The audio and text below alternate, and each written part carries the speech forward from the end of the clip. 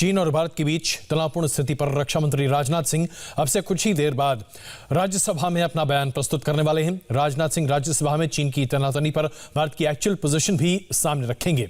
हम आपको बता दें कि इससे पहले लोकसभा में रक्षा मंत्री राजनाथ सिंह ने अपनी बातों को सामने रखा था और अब राज्यसभा की बारी है। सबसे बड़ी बात यह है कि राज्यसभा में जब रक्षा मंत्री अपना बयान रखेंगे तो उसके बाद विपक्ष को उस पर टीका टिप्पणी करने की अनुमति होगी और सवाल पूछने की अनुमति भी होगी।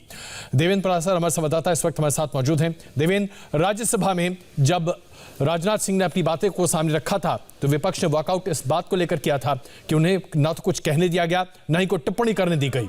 तो आज क्या विपक्ष तैयार है अपने सवालों के साथ? लद्दाख सीमा पर जो संवेदनशील स्थिति बनी हुई है, जो बहुत ही देश के लिए संवेदनशील मुद्दा है, उस पर माननीय रक्षा मंत्री जी बयान देंगे। माननीय रक्षा मंत्री जी, कोई चीज रिकॉर्ड पे नहीं जा रही है, प्लीज।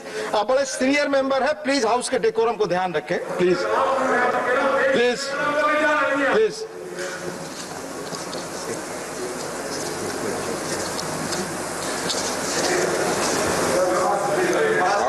आदरणीय उपसभापति महोदय, लद्दाख की सीमाओं पर विगत कुछ महीनों में घटित घटनाओं का ब्यौरा देने के लिए सम्मानित सदस्यों के सामने मैं यहाँ पर उपस्थित हुआ हूँ।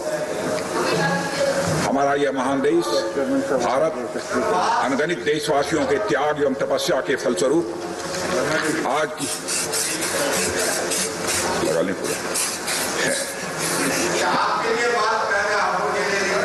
अरे भाई, सबके लिए भूल गए, एक मिनट तो अपने हाथ देना है, अच्छा हो गया। इसमें क्या है?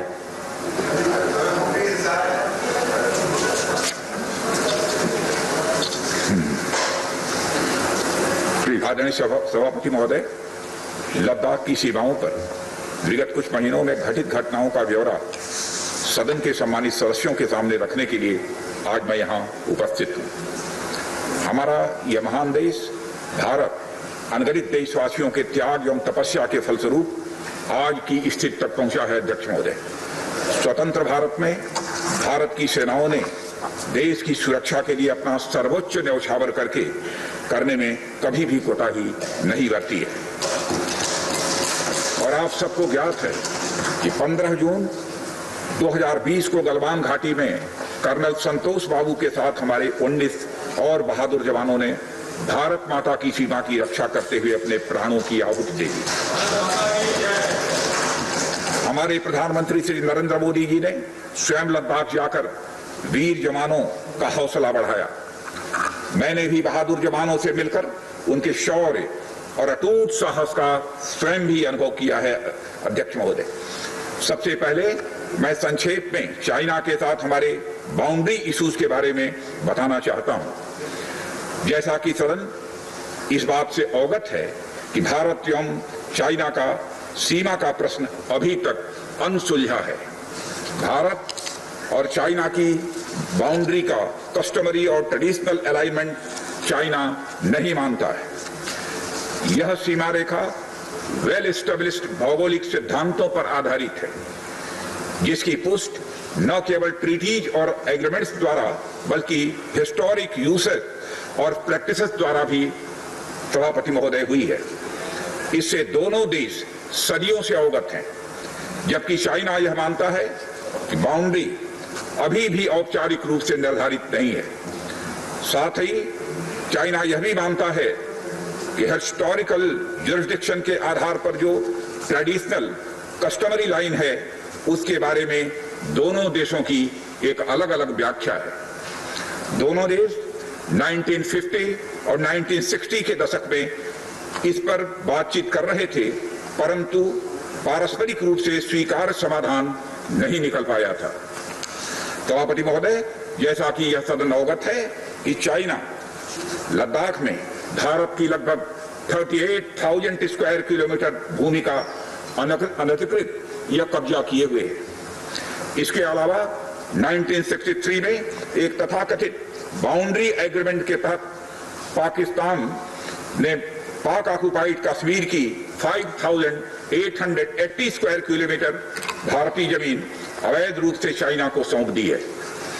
चाइना अरुणाचल प्रदेश की सीमा से लगे हुए लगभग 90,000 स्क्वायर किलोमीटर भारतीय क्षेत्र को भी अपना ही बताता है।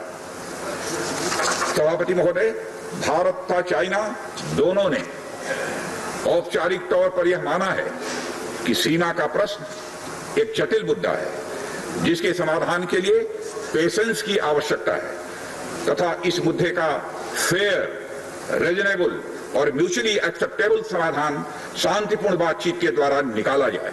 ये दोनों इस बात पर सहमत हैं। अंतरिम रूप से दोनों पक्षों ने यह मान लिया है कि सीमा पर शांति और स्थिरता बहाल रखना द्विपक्षीय संबंधों को बढ़ाने के लिए यह नितांत आवश्यक है। मैं यह भी बताना चाहता हूं सभापति महोदय कि अभी तक इंडिया चाइना के बॉर्डर एरियाज में commonly delineated line of actual control नहीं है और एलएसी को लेकर दोनों का परसेप्शन भी यह अलग अलग है। इसलिए पीस और ट्रैंक्विलिटी बहाल रखने के लिए दोनों देशों के बीच कई तरह की एग्रीमेंट्स और प्रोटोकॉल्स भी हुए हैं। इन समझौतों के तहत दोनों देशों ने यह माना है कि एलएसी पर शांति और स्थिरता बहाल रखी जाए, जिस पर एलएसी की अपनी अपनी रेस्पेक्टिव पोजीशंस और बाउंड्री क्वेश्चंस का कोई प्रभाव नहीं पड़ेगा। इस आधार पर वर्ष 1988 के बाद से दोनों देशों के बाइलेटरल रिलेशंस में काफी विकास भी हुआ है। भारत का मानना है कि बाइलेटरल रिलेशंस को विकसित किया जा सकता है तथा साथ ही साथ बाउंड्री के मुद्दे के समाधान के बारे में चर्चा भी की जा सकती है। यह हम दोनों काम कर सकते हैं, परंतु एलएसी पर पीस और ट्रैंक्विलिटी में किसी भी प्रकार की गंभीर स्थिति का बाइलेटरल रिलेशंस पर निश्चित रूप से असर पड़ेगा, यह बात भी दोनों पक्षों को अच्छी तरह समझनी चाहिए। वर्ष 1993 और 1996 के समझौते में इस बात का जिक्र है कि एलएसी के पास दोनों देश अपनी सेनाओं की संख्या कम से कम रखेंगे। समझौते में यह भी है कि जब तक बाउंड्री इशू का पूर्ण समाधान नहीं होता है तब तक एलएसी को स्ट्रिक्टली रेस्पेक्ट और एडहर किया जाएगा और उसका उल्लंघन किसी भी सूरत में नहीं किया जाएगा। सभापति महोदय, इन समझौतों में भारत व चाइना एलएसी के क्लैरिफिकेशन द्वारा एक कॉमन अंडरस्टैंडिंग पर पहुंचने के लिए भी प्रतिबद्ध हुए थे, पूरी तरह से कमिटेड थे। इसके आधार पर 1990 से 2003 तक दोनों देशों द्वारा एलएसी पर एक कॉमन अंडरस्टैंडिंग बनाने की कोशिश की गई, लेकिन इसके बाद चाइना ने इस कार्रवाई को आगे बढ़ाने पर अपनी सहमति नहीं जताई। इसके कारण कई जगहों पर चाइना तथा भारत के बीच एलएसी परसेप्शंस में ओवरलैप बराबर बना रहता है। इन क्षेत्रों में तथा बॉर्डर के कुछ अन्य इलाकों में दूसरे समझौतों के आधार पर दोनों की सेनाएं फेस आसाद की स्थिति का बराबर समाधान निकालती हैं, जिससे कि शांति कायम रहे। सभापति महोदय, इससे पहले कि मैं सदन को वर्तमान स्थिति के बारे में बताऊं, मैं यह बताना चाहता हूं कि सरकार की विभिन्न इंटेलिजेंस एजेंसीज के बीच कोऑर्डिनेशन का एक इलेबोरेट और टाइम टेस्टेड मैकेनिज्म है, जिसमें सेंट्रल पुलिस फोर्सेस और तीनों आर्म्ड फोर्सेस की इंटेलिजेंस एजेंसी भी शामिल हैं। टेक्निकल और ह्यूमन इंटेलिजेंस को लगातार कोऑर्डिनेटेड तरीके से इकट्ठा किया जाता है तथा आर्म्ड फोर्सेस से उनके डिसीजन मेकिंग के लिए शेयर भी किया जाता है। सभापति महोदय, मैं अब सदन को इस साल उत्पन्न परिस्थितियों के बारे में अवगत कराना चाहता हूं। अप्रैल माह से ईस्टर्न लद्दाख की सीमा पर चाइना ने सेनाओं की संख्या तथा उनके आर्मामेंट्स में वृद्धि की है, जिसे स्पष्ट रूप से देखा गया है। मई महीने के प्रारंभ में चाइना ने गलवान घाटी क्षेत्र में हमारी ट्रूप्स की नॉर्मल ट्रेडिशनल पेट्रोलिंग पैटर्न में व्यवधान डालना शुरू किया, जिसके कारण फेस ऑफ की स्थिति उत्पन्न हुई। ग्राउंड कमांडर्स द्वारा इस समस्या को सुलझाने के लिए विभिन्न समझौतों तथा प्रोटोकॉल के तहत वार्ता की जा रही थी कि इसी बीच मई महीने के मध्य में सभापति महोदय, चाइना द्वारा वेस्टर्न सेक्टर में कई स्थानों पर एलएसी पर ट्रांसग्रेशन करने की कोशिश की गई। इसमें कोंकला, गोगरा और पेंगोंग लेक का नॉर्थ बैंक शामिल है। इन कोशिशों को हमारी सेनाओं ने समय पर देख लिया तथा उसके लिए आवश्यक जवाबी कार्रवाई भी हमारी सेना ने की सभापति महोदय। और हमने चाइना को डिप्लोमेटिक तथा मिलिट्री चैनल्स के माध्यम से यह अवगत करा दिया इस प्रकार की गतिविधियां यथास्थिति को यानी स्टेटस को एक तरफा बदलने का प्रयास है। और यह भी साफ कर दिया कि ये प्रयास हमें किसी भी सूरत में सभापति महोदय मंजूर नहीं है। यह दो टूक शब्दों में यह चाइना को बता दिया गया है। एलएसी के ऊपर फ्रिक्शन बढ़ता हुआ देखकर दोनों तरफ के सैन्य कमांडरों ने 6 जून 2020 को मीटिंग की तथा इस बात पर सहमति बनी कि रेसिप्रोकल एक्शंस के आधार पर डिसएंगेजमेंट किया जाना चाहिए।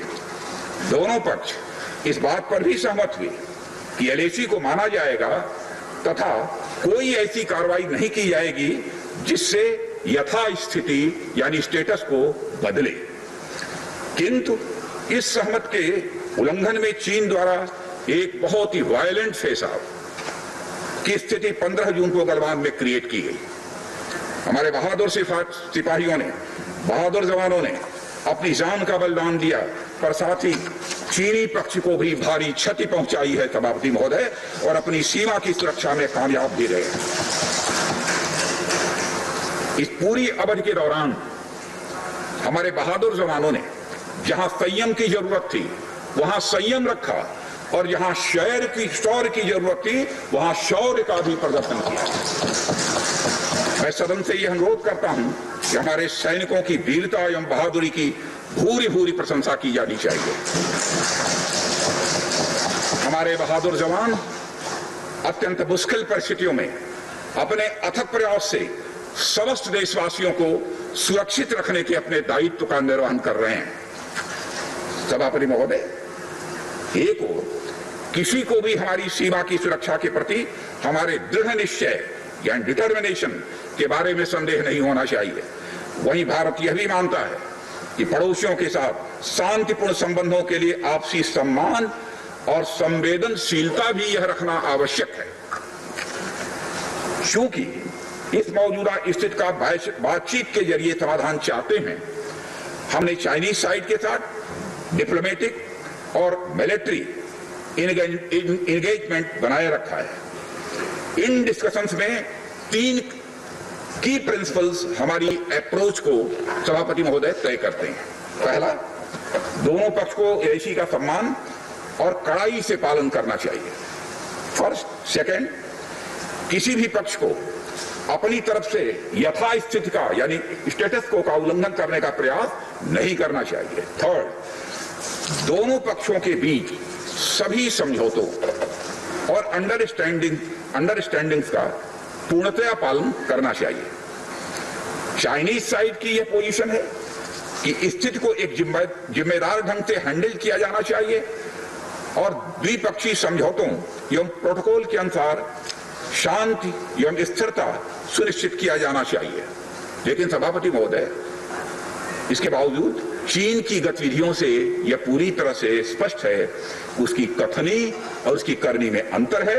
और इसका प्रमाण है कि जब डिस्कशन चल ही रहे थे, चीन की तरफ से 29 और 30 अगस्त की रात को प्रोवोकेटिव माने उकसाने वाली, भड़काने वाली है सैनिक कार्रवाई की गई, तो चीन की तरफ से की गई, भारत की तरफ से नहीं की गई।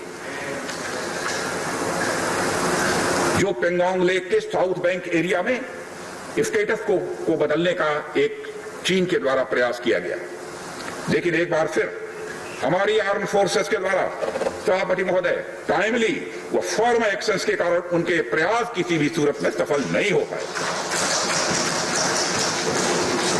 सभापति महोदय, जैसा कि उपर्युक्त घटनाक्रम से स्पष्ट है, चीन की कार्रवाई से हमारे विभिन्न द्विपक्षीय समझौतों के प्रति उसका डिसरिगार्ड दिखता है। चीन द्वारा ट्रुप्स की भारी मात्रा में तैनाती किया जाना 1993 और 1996 के समझौतों का उल्लंघन है।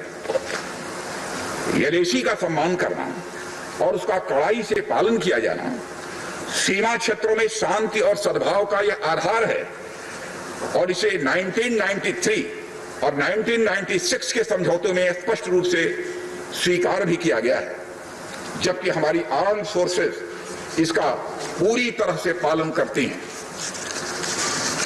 सभापति महोदय, चाइनीज साइड की ओर से ऐसा नहीं हुआ है।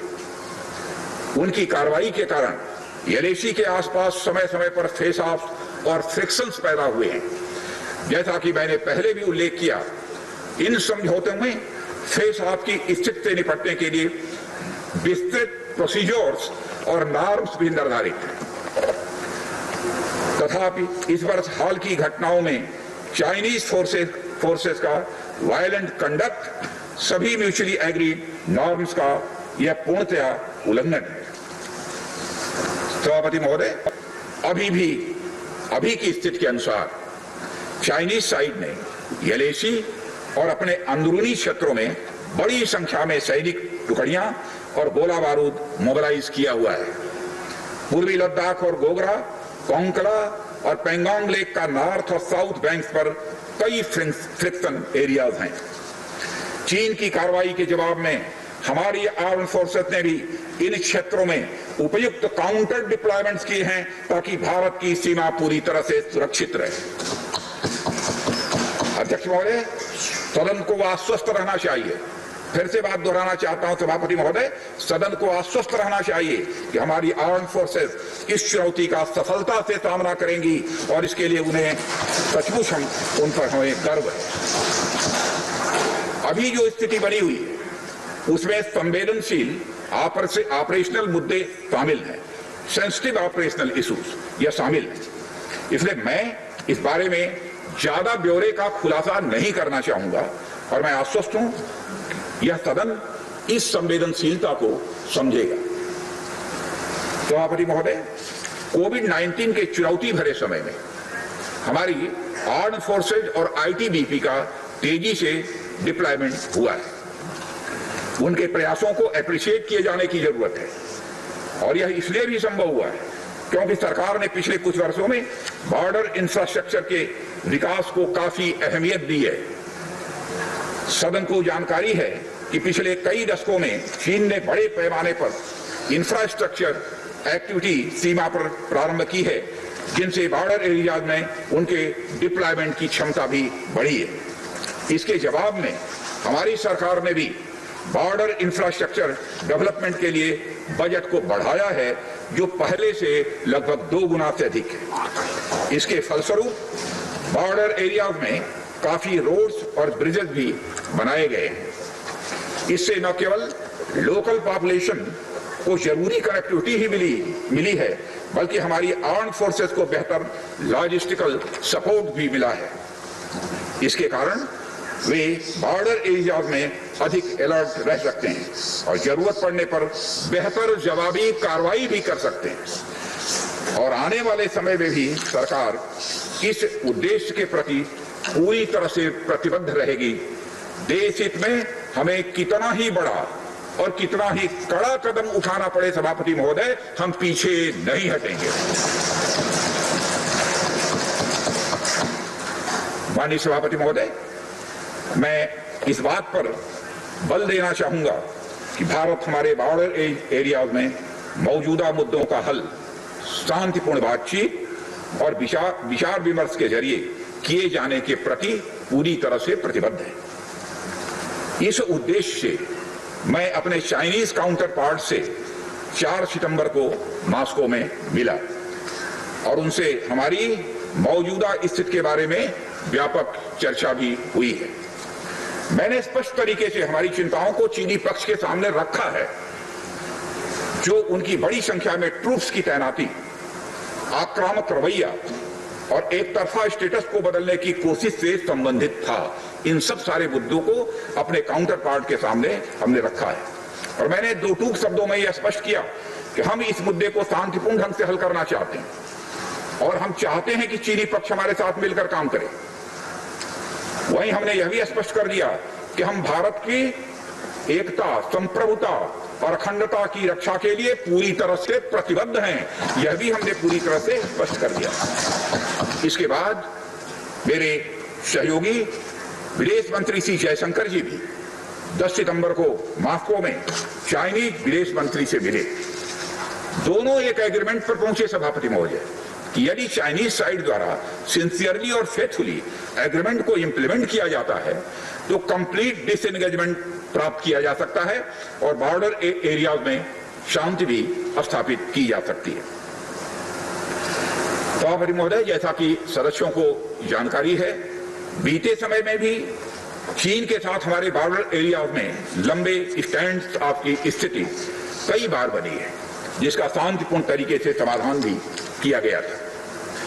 हालांकि इस वर्ष की स्थिति, चाहे वो ट्रूप्स की स्केल ऑफ इन्वॉल्वमेंट हो या फ्रिक्शन पॉइंट्स की संख्या हो, हम पहले से बहुत अलग हैं। फिर भी हम मौजूदा स्थिति के शांतिपूर्ण समाधान के प्रति पूरी तरह से कमिटेड हैं। अध्यक्ष महोदय, युद्ध की शुरुआत तो हमारे हाथ में होती है, लेकिन उसका अंत नहीं होता है। और मुझे कई बार ताज्जुब होता है कि शांति का यह संदेश जिस धरती से पूरे विश्व को गया है, उस धरती की शांति में विघ्न के द्वारा विघ्न डालने का प्रयास किए जाते हैं। और अध्यक्ष महोदय, सदन के माध्यम से मैं हमारे 130 करोड़ देशवासियों को आश्वस्त करना चाहता हूं कि हम देश का मस्तक झुकने नहीं देंगे, न ही हम किसी का मस्तक झुकाना चाहते हैं। इस राष्ट्र के प्रति, इसकी सुरक्षा के प्रति हम पूरी तरह से दृढ़ संकल्प हैं। अध्यक्ष महोदय, इस सदन की एक गौरवशाली परंपरा रही है कि जब भी देश के समक्ष कोई बड़ी चुनौती आई है तो इस सदन ने भारतीय सेनाओं की दृढ़ता और संकल्प के प्रति अपनी पूरी एकता और पूरा भरोसा दिखाया है। साथ ही सीमा क्षेत्र में तैनात अपने बहादुर सेना के जवानों के शौर्य, पराक्रम और सीमा की सुरक्षा के प्रति उनकी प्रतिबद्धता पर इस सदन ने पूरा विश्वास भी व्यक्त किया है। मैं आपके माध्यम से देशवासियों को यह विश्वास दिलाना चाहता हूं कि हमारे आर्म फोर्सेस के जवानों का जोश एवं हौसला बुलंद है सभापति महोदय, और हमारे जवान किसी भी संकट का सामना करने के लिए पूरी तरह से दृढ़ प्रतिज्ञ हैं। और इस बार भी सीमा पर हमारे वीरों ने किसी भी प्रकार की आक्रामकता दिखाने के बजाय धैर्य और साहस का परिचय दिया है। हमारे यहाँ कहा गया है कि साहसे खलु स्त्री वसति, यानी साहस में ही विजय स्त्री का निवास होता है। और हमारे सैनिक तो साहस के साथ साथ संयम, शक्ति, शौर्य और पराक्रम की जीती जागती प्रतिमूर्ति है सभापति महोदय। महोदय, माननीय प्रधानमंत्री जी के बहादुर जवानों के बीच जाने के बाद हमारे कमांडर तथा जवानों में यह स्पष्ट संदेश गया है कि देश के 130 करोड़ देशवासी जवानों के साथ खड़े हैं। उनके लिए बर्फीली ऊंचाइयों के अनुरूप विशेष प्रकार के गर्म कपड़े, उनके रहने का स्पेशलाइज्ड टेंट तथा उनके सभी अस्त्र शस्त्र व गोला बारूद की पर्याप्त व्यवस्था की गई है। महोदय, हमारे जवानों का हौसला बुलंद है। दुर्गम ऊंचाइयों पर जहां ऑक्सीजन की बराबर कमी बनी रहती है तथा तापमान भी शून्य से नीचे होता है, उनके उत्साह में कोई कमी देखने को नहीं मिलती है और वे सियाचिन, कारगिल आदि जैसी ऊंचाइयों पर अपना कर्तव्य इतने वर्षों से लगातार निभाते चले आ रहे हैं। सभापति महोदय, यह सच है कि हम लद्दाख में एक चुनौती के दौर से गुजर रहे हैं, लेकिन साथ ही मुझे पूरा भरोसा है कि हमारा देश और हमारे वीर जवान इस चुनौती पर खरे उतरेंगे। मैं इस तरह से अनुरोध करता हूं कि हम एक ध्वनि से अपनी सेनाओं की बहादुरी और उनके अदम्य साहस के प्रति सम्मान प्रदर्शित करें और इस सदन से दिया गया एकता व पूर्ण विश्वास का संदेश पूरे देश और पूरे विश्व में गूंजेगा और हमारे जवान जो कि चीनी सेनाओं से आंख मिलाकर अडिग खड़े हैं, उनमें एक नए मनोबल, ऊर्जा व उत्साह का सभापति महोदय संचार होगा। इन्हीं शब्दों के साथ मैं अपना वक्तव्य समाप्त करता हूँ। बहुत बहुत धन्यवाद। धन्यवाद राजनाथ जी। आपने तो अभी आपने देखा रक्षा मंत्री राजनाथ सिंह जो कि राज्यसभा की पटल पर अपने सारे बयान सामने रख रहे थे कि चीन और भारत के बीच में स्थिति क्या है। अगर मुख्य बिंदु की बात की जाए तो उन्होंने स्पष्ट तौर से कहा कि भारत अपना सर कभी किसी कीमत पर झुकने नहीं देगा और दूसरे को झुकाना नहीं चाहता है। चीन को एक कड़ी चेतावनी दी गई है कि अगर चीन की तरफ से किसी भी तरह से LAC पर बदलाव की कोशिश की गई तो यह बिल्कुल भारत की तरफ से बर्दाश्त नहीं किया जाएगा। भारतीय सैनिकों के शौर्य की गाथा को पूर्णतः एक नए आयाम के साथ राज्यसभा में प्रस्तुत कर रहे थे रक्षा मंत्री। उनका कहना था कि हर मौके पर बहुत ही संयम के साथ भारतीय सैनिकों ने इस पूरे फेस ऑफ के दौरान अपना कंडक्ट रखा है। और सबसे बड़ी बात तो यह है कि भारतीय सैनिकों ने कभी भी चीन के सैनिकों को भारत की सीमा को लांघने की कोई भी कोशिश को कामयाब नहीं होने दिया है। यानी कि इस पूरे मामले पर जितने भी इंग्रेशंस की कोशिश की गई है उसे रोका है भारतीय फौजियों ने। हमारा फौज खड़े है, वहाँ परिस्थिति क्या है रक्षा मंत्री ने विस्तार से हमको अवगत कराया। अभी एक वहाँ ऐसा भी प्रोपेगेंडा चल रहा है, भारत में मतभेद है। इंटरनेशनल मैगजीन में किसी का नाम यहाँ नहीं लेना चाहता हूँ, बट जो उनका समर्थ में जो लिखने वाले हैं इंटरनेशनल ये प्रचार कर रहे भारत में डिफरेंसेस है और कुछ लोग आसान से हमको आगे नहीं देंगे, मगर कुछ लोग ये ऐसे कुछ बेकार बात उन्होंने प्रचार कर रहे। इसलिए हमारा सदन से और देश से कोई ऐसा ध्वनि नहीं देना चाहिए। हम सब लोग एकजुट होकर हमारे फौज के साथ है ये भावना जाना चाहिए। मेरा एक सुझाव है रक्षा मंत्री जी, आप उचित माने तो और भी स्थिति के बारे में कुछ जानकारी देना चाहिए तो कुछ प्रमुख लोग उनको आप एक बार अलग बुलाइए, अपना कमरे में मीटिंग करवाइए और भी कोई अधिकारी वगैरह आके भी विषय सामने रखना है तो वो भी कर दीजिए। कारण क्या है, they are all our people. Everybody is interested in country's unity and safety and security, irrespective of parties. They should also know actual position. So it will be in fitness of things if the government briefs them also, taking them into confidence. That will be an ideal situation. तो आपने देखा राजनाथ सिंह ने राज्यसभा में चीन को एक सीधा संदेश दिया है। स्पष्ट तौर से कहा गया है कि अगर हिमाकत की हिंदुस्तान की तरफ देखने की तो मुंहतोड़ जवाब दिया जाएगा। यहां पर एक छोटा सा ब्रेक लेते हैं। ब्रेक के बाद आपको बताएंगे चीन का इलाज सिर्फ और सिर्फ प्रधानमंत्री नरेंद्र मोदी के पास है।